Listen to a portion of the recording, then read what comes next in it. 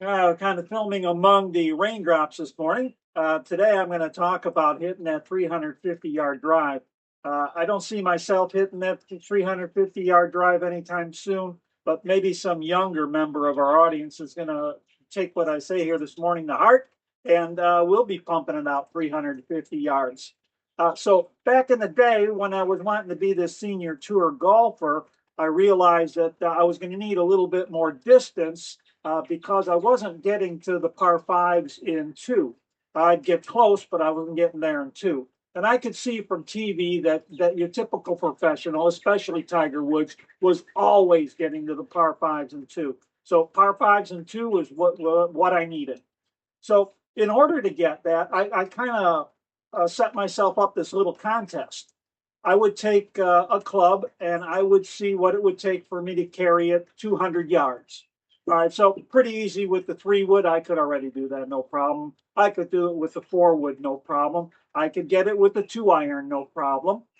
But the 3-iron was just on the edge of being able to carry it 200 yards. But after a while, after I discovered some things, made enough swings, got enough muscles, 300 or 200 yards for the 3-iron, no problem. 200 yards for the 4-iron, no problem. It took quite a bit of work, but I finally got the 5-iron to go 200 yards. And at that point, I was beginning to get to the par fives in two. And then 6-iron, I don't think I ever made that one happen, but I did get it with 5-iron. So the things that go into hitting this ball a long way is being able to use every muscle in your body and being able to wind up your body as much as possible. So the things that go into it are your legs, all right? So now with this, wanting to hit this ball so far, I've got to do something with my lower body. So when I was younger, no problem, all right? That thing was try to take my hips and turn them as far as I possibly could, and that meant toes coming off the ground, really tightening everything up into here. All right, so that was power source number one.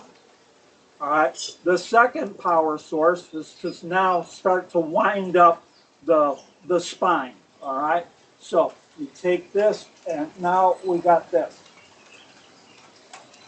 Third thing is to try to keep the club as far away as possible. So they call this keeping it wide. So number 3, keep it wide.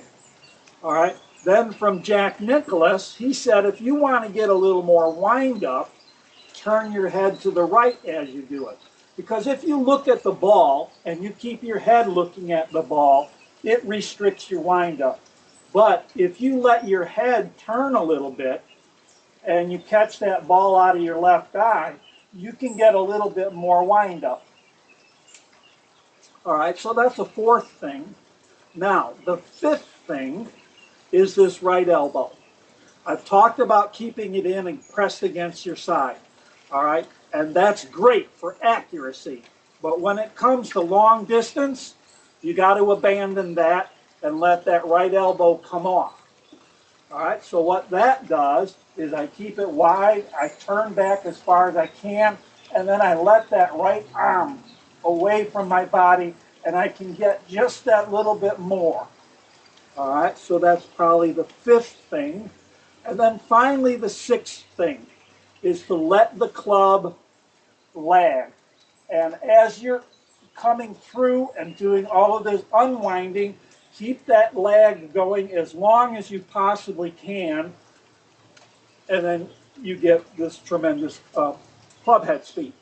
So the thing is, you want to wind it all up, hips, mid-body, keep it wide, fly the right elbow, keep the lag, and then there's the unwind. The unwind is a sequence from the bottom to the top. So we start doing the hips first, the middle body starts to come in second, the upper body, until finally everything just lets go. But it's a slow let go. It's not a, I really have to hurry this thing. It's just start the pieces in the right order coming down. So as I wind them up, I unwind them up. You do that, and I think you're going to get some tremendous distance too.